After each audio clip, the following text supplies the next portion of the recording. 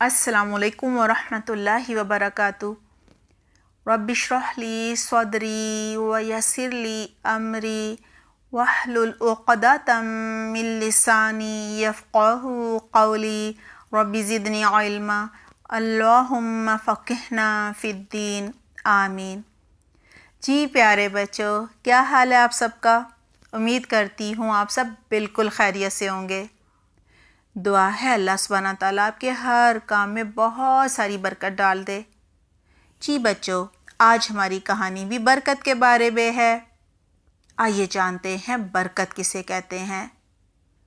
جب ہم کسی کو دعا دیتے ہیں، تمہیں مبارک ہو، بارک اللہ فیک، اللہ تمہیں برکت عطا فرمائے، بارک اللہ لک فیہا، اللہ تمہارے اس کام میں برکت ڈال دے، تو اس کا مطلب ہوتا ہے اللہ اس کام کو تمہارے لیے آسان کر دے، اس میں خیر ڈال دے، اللہ اس کام سے راضی ہو جائے، خوش ہو جائے، بہت سارا اجر و ثواب دے، اور یہ کام سب کو فائدہ پہنچانے والا ہو، اور اس کام میں اللہ کی مدد بھی آئے۔ جی پیارے بچوں، ہماری آج کی کہانی کا نام ہے صدقہ کرنے کی برکت۔ صدقے کا مطلب ہوتا ہے اللہ کے نام پر کوئی چیز کسی ضرورت مند کو دینا، اللہ کو خوش کرنے کے لیے دینا۔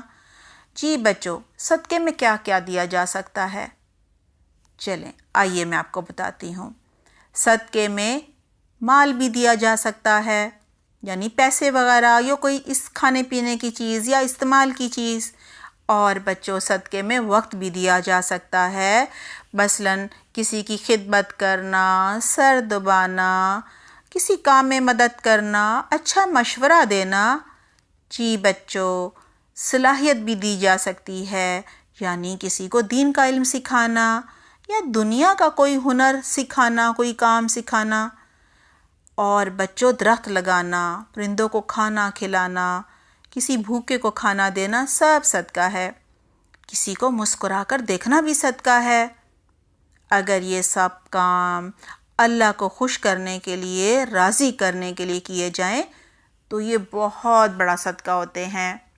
اور اگر یہ سب کام لوگوں کو دکھانے کے لیے، لوگوں کی تعریف چاہنے کے لیے، یا لوگوں سے بدلے میں کچھ حاصل کرنے کے لیے کیے جائیں تو ان کاموں کا کوئی اجر اور ثواب نہیں ہوتا۔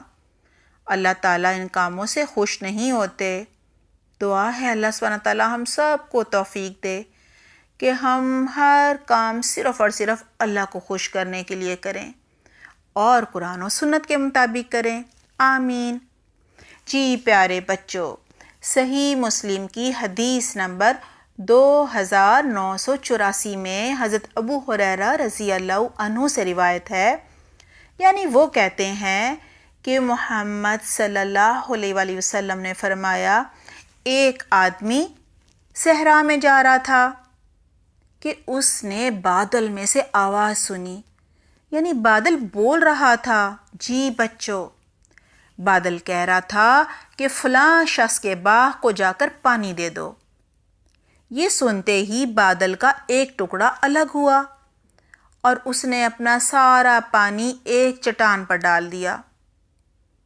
ایک نالے نے یہ سارا پانی اکٹھا کیا اور بہنے لگ گیا۔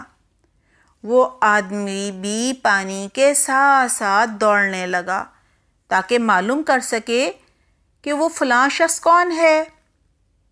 جی بچوں، یہ بہتا ہوا سارا پانی ایک باغ میں چلا گیا اور اسے سیراب کر دیا۔ باغ میں باغ کا مالک یعنی باغبان بھی کھڑا تھا۔ اس آدمی نے باغبان سے اس کا نام پوچھا تو حیران رہ گیا، کیونکہ باغبان کا نام تو وہی تھا جو کہ بادل لے رہا تھا کہ فلاں کے باغ کو پانی دو۔ آدمی نے باغبان سے پوچھا، بتاؤ تم ایسا کون سا کام کرتے ہو کہ اللہ تم سے اتنا زیادہ خوش ہے کہ اس نے بادل کو حکم دیا ہے کہ وہ تمہارے باغ کو پانی دے؟ باغبان نے بچوں جواب دیا، میں باغ کے سارے پھل بیچ کر ملنے والے پیسوں کے 3 برابر حصے کرتا ہوں۔ ایک حصہ غریبوں اور ضرورت مندوں کو صدقہ کرتا ہوں، دوسرے حصے سے اپنے گھر والوں کا پیٹ پالتا ہوں، ان کے کھانے پینے پر خرچ کرتا ہوں، اور تیسرے حصے کو دوبارہ باغ میں لگا دیتا ہوں، یعنی بیج اور کھاد وغیرہ خرید لیتا ہوں۔ جی پیارے بچوں، اس سچی کہانی سے ہم نے اپنے عمل کے لیے بہت سی اچھی باتیں سیکھی ہیں۔ ایک تو یہ سیکھا ہے کہ صدقہ کرنے سے مال کم نہیں ہوتا، بلکہ مال میں برکت ہو جاتی ہے، وہ سب کے لیے کافی ہو جاتا ہے، اور صدقہ کرنے سے اللہ راضی ہو جاتا ہے۔ صدقہ کرنے سے بہت زیادہ اجر و ثواب ملتا ہے۔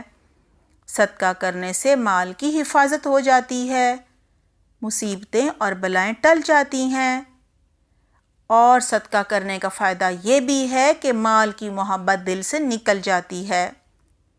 پیارے بچوں، اس کہانی سے ہمیں ایک سبق بھی ملتا ہے، جی وہ یہ ہے کہ ہمیں اپنے مال اور پیسوں وغیرہ کی کچھ پرسنٹیج مقرر کر لینی چاہیے کہ اتنے فیصد خود پر خرچ کریں گے اور اتنے فیصد اللہ کی راہ میں صدقہ کر دیں گے، غریبوں کو، ضرورت مندوں کو دے دیں گے۔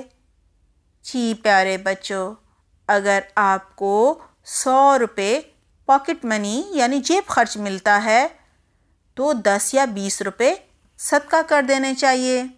جی بچوں، صدقہ کرنے کے ڈھیر سارے فائدوں کے ساتھ ساتھ سب سے بڑا فائدہ یہ ہوتا ہے کہ دل کو سکون، اطمینان اور خوشی بھی حاصل ہوتی ہے۔ امید کرتی ہوں آپ سب کو آج کی کہانی بہت اچھی لگی ہوگی، اور اب آپ لوگ خوشی خوشی صدقہ کریں گے اور بہت سارا اجر کمائیں گے اور جنت میں بڑے بڑے محلات بنائیں گے۔ انشاءاللہ اگلی دفعہ ایک نئی کہانی کے ساتھ ملیں گے۔ جب تک اپنا بہت خیال رکھیے گا۔ سبحانک اللہم بحمدک، نشہد ان لا الہ الا انت، نستغفرک و نتوب الیک۔ والسلام علیکم ورحمۃ اللہ وبرکاتہ۔